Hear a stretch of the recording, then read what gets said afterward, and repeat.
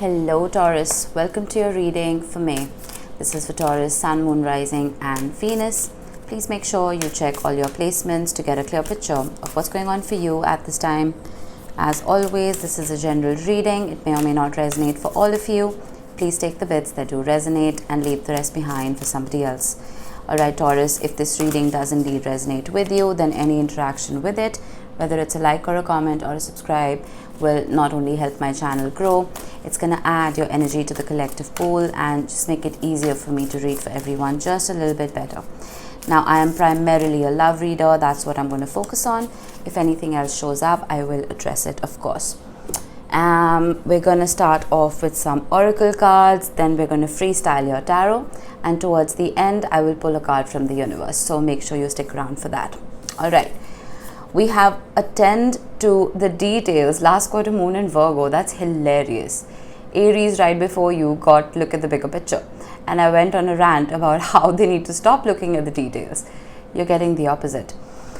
Interesting. So it's possible that some things are being brushed under the rug and they need to be looked at through almost like a magnifying glass, right? We will see what shows up. We have Turtle Spirit, slow and steady wins the race. I'm getting Knight of Pentacles energy. I'm getting diligence. I'm getting, again, beautiful color match.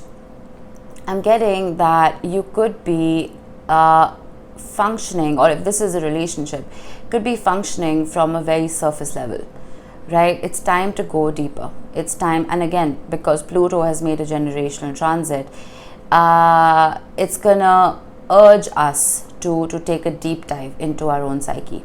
Not just Pluto, but we have a massive eclipse on the 5th of May. It's a full moon lunar eclipse in Scorpio. And that's what Scorpio as an archetype does best. And it's going to urge us to do pretty much the same thing. Take a deep dive. Understand the intricacies of our partnerships, of our own relationship with ourselves. And see what needs to be fixed, see what needs to be healed, and have those difficult conversations, right? Again, Mercury is retrograding, so those difficult conversations can become harder than they need to be. But again, everything happens for a reason.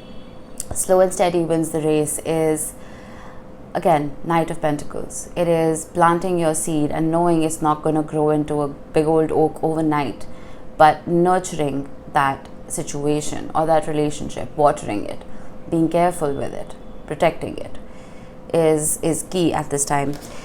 But let's see, some of you may be wanting to take your relationship to the next level, right? And the Turtle Spirit, again, this is a monthly energy update. This is not the rest of your life. Now may not be the time to take that leap. Okay, not just because of your cards, but because of the planetary energy. I wish I could turn the camera around, but I'll mess up my setup.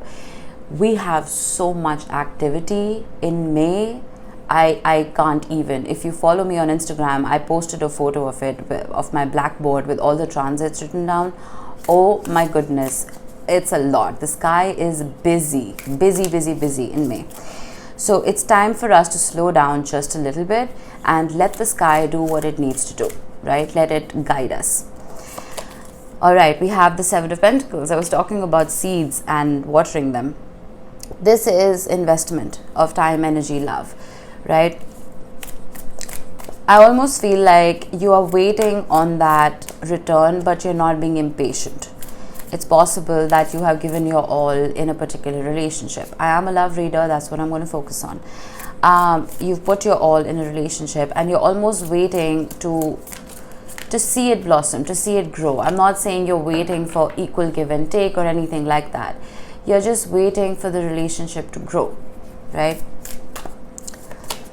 Then we have the Nine of Cups. Beautiful. But at the same time, what is wonderful is that it's not depleting you, right? The situation is not taking everything out of you. You are still focusing on things that bring you joy personally. The Nine of Cups is a wish fulfilled for self. We have the Page of Cups. Baby steps. Slow and steady wins the race. I feel like if you're expecting, now you are the Empress archetype, regardless of gender. And that is what you expect from a partner, that elevation, right? But I feel like the person you're dealing with is not there yet. They're in a page kind of energy. Not that pages are bad, right? Pages can be wonderful, but it's slightly more diluted than a Taurus would appreciate. So I'm getting patience here. I'm surprised Temperance hasn't shown up yet. It might just. Patience is key. We have Justice at the bottom. Some of you could be dealing with a Libra. Doesn't have to be. There we have it. The King of Cups. You see how the page is now turning into a king. No gender in tarot, but if you give this enough time and room, it's going to blossom.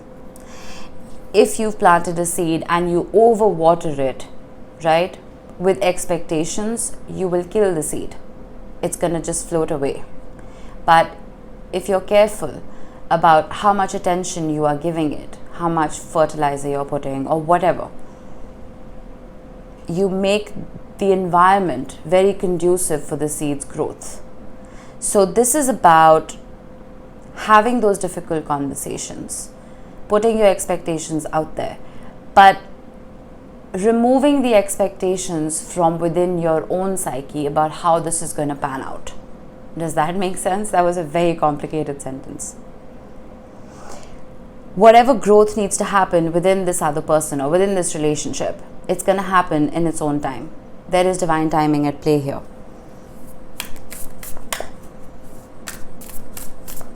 It doesn't mean you need to stop doing the work, right? You still need to attend to the details. This is not a surrender Kesara energy by any means. We have the Knight of Swords. Interesting. That difficult conversation that I was talking about, it's possible that some of your boundaries may be crossed in the process, right, of this relationship growing. Be very clear about what you will tolerate and what you won't.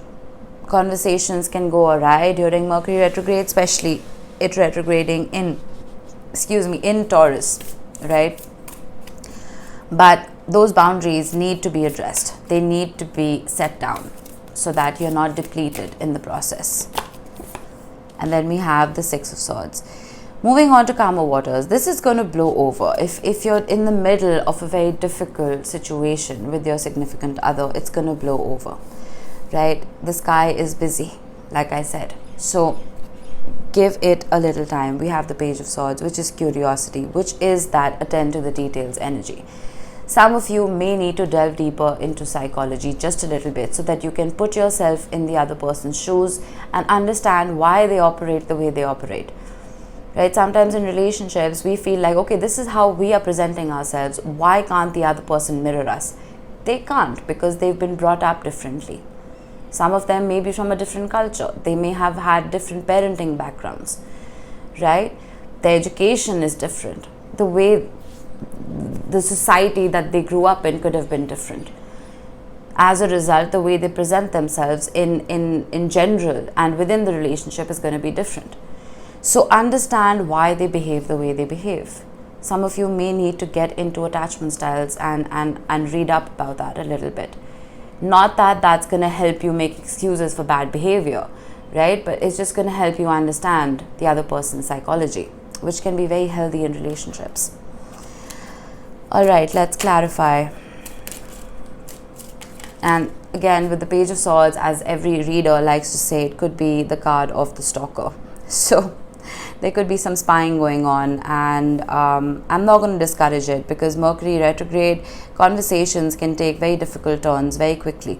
So if you want to communicate from a distance and just keep an eye on each other while things blow over, I'm all for it. All right, Seven of Pentacles. Why is this here? The Four of Swords. There's healing that needs to happen here. I don't know if this is within you, within the relationship in general, or within your person. But the Four of Swords is a little bit of quiet time, right? This is, again, not waiting for that seed to grow into a big old oak overnight. This is patience.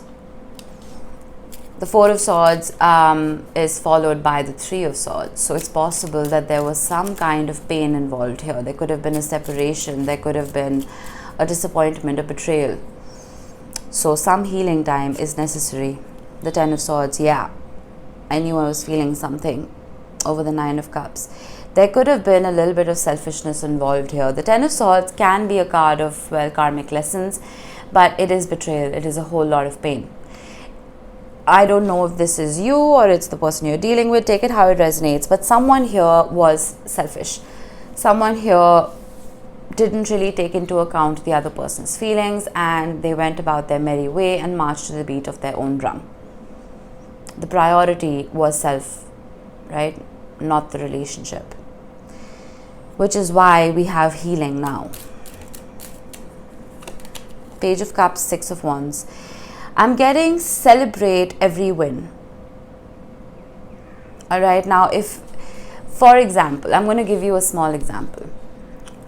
In my relationship history, that I was dealing with a person who wasn't very expressive, right? And this person's definition of making me feel special would be getting me hand soaps every once in a while, because I loved hand soaps, right?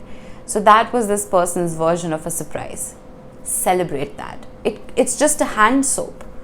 But if you celebrate that and you appreciate it and you show your gratitude, that hand soap can turn into that love and affection and whatever else you desire from this person. Celebrate every small win is what I'm getting here. Why is the King of Cups here? The Emperor. What did I say? You are the Empress archetype and you want nothing less than an Emperor. No gender in tarot. You can reverse the genders. But this person is elevating. They are growing. And with a little bit of encouragement from you,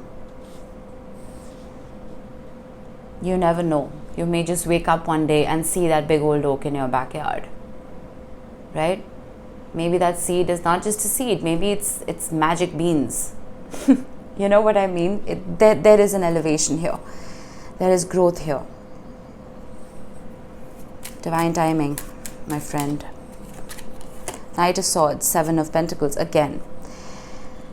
I feel that this conversation, whatever it is that you're going to have with this person, make sure you don't, how should I put this politely? Make sure you're very careful about how you approach them in terms of, you may feel, I'm not saying you're feeling high and mighty. I'm not saying you're sitting on a high horse. You may have done much more than this person has in this relationship, right? But address it in a politer way. I feel like with the Seven of Pentacles showing up twice, you have put in a lot of time, energy and effort. And a few of you are feeling quite depleted. I do have the Nine of Cups, so I do see you working on yourself. But I see you feeling quite depleted. Let's not point any fingers. Let's not play any blame games. Okay? Everyone has their own capacity to love. Everyone has their own love language. Everyone has a threshold as to how much they can do and how much they can express. I feel like this person was doing the best that they could in their capacity, right? Not every cup is the same. You may be 1 liter. Your person may be 500 milliliters. That's all they can hold and give, you know, while you can hold and give a lot more. So let's tone down the arguments just a tiny bit. Why is the Six of Swords here? The Hermit.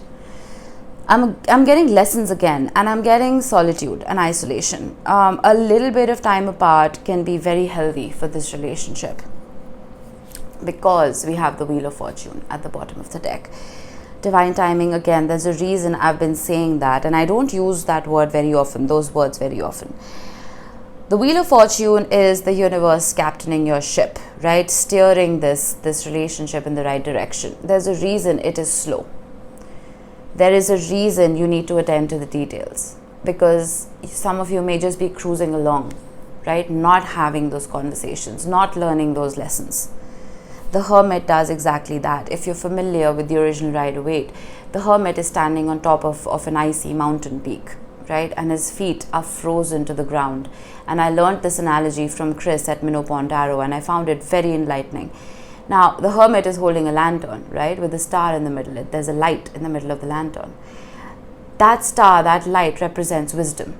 This could be ancestral wisdom, or it could be wisdom that you learn in this lifetime through the challenges that you are met with, right?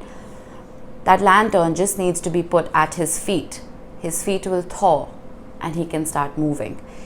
This is about the application of wisdom, right? The application of everything that you are learning in this relationship, so that you can finally take baby steps to progress. While you're doing that, while you're helping yourself and understanding the psychology of this, the universe has a hand on your back. It's helping you, and I don't know why I suddenly got a little emotional. It's helping you and guiding you. All right. Beautiful reading. All right, let's see what we have from the universe to close this off. In every moment, the universe is conspiring to bring me toward right-minded thinking and the energy of love. How appropriate is that? It is conspiring to bring you towards right-minded thinking and the energy of love. I've been talking about psychology. I have been talking about the universe protecting you and guiding you. Listen to that gut instinct, to that inner voice, right? Go deeper. Don't be afraid. And study the archetype of Scorpio, because that's going to help all of us, not just now, but for the next 20 years. Okay? That was it, Taurus. I hope this helped. I will see you in the next one. Bye-bye.